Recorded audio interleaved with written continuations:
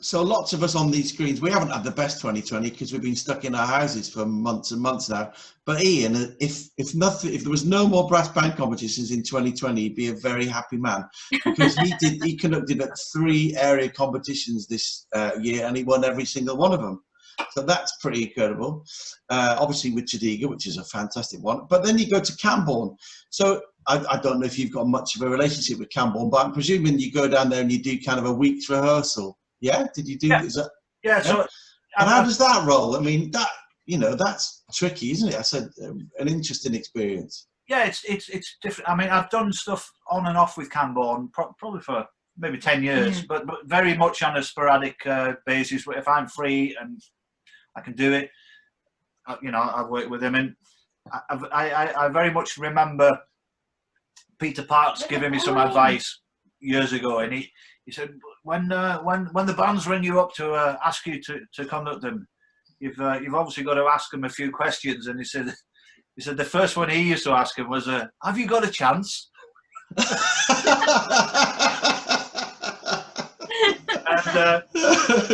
and obviously, conducting is such a it's like football management. If the band wins, you're a hero. If we don't win, it's the conductor's fault. So that's a great story. Yeah, you have to sort of you have to pick and choose a little.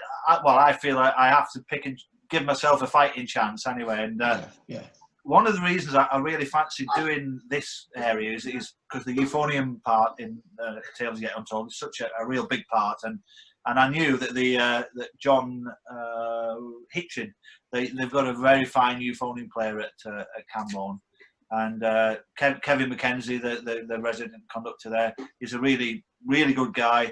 Who I trust would do the work, and he explained to me we've got this player, and I thought, yeah, let's give this a go. But it's very much as you say.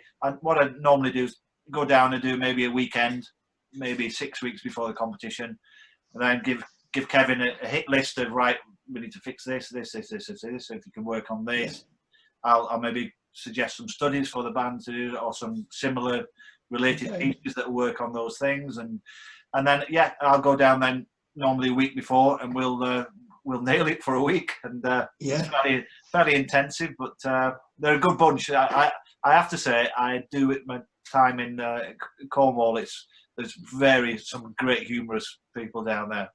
Very, very funny. Yeah. That's good. It's good. So I'm going through the questions now. So what are the things you conduct these bands, and obviously you go into Europe? What are the things that you find yourself saying to us brass players over and over again? What are your sort of things that you always have to repeat?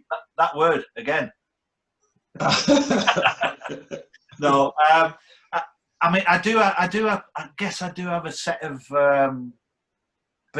basic things that I like players to do well. Whether it's not necessarily as a band, but as just as general players. And I mean, I don't know if you've on Twitter, the band Chadiga like to put out these Porthouse pointers. Most of them are fairly abstract and taken out of context, and some are quite rude actually when I see it back. But I try and keep things as simple as possible, and things like lower, louder, which I guess is probably an old Jim Watson thing.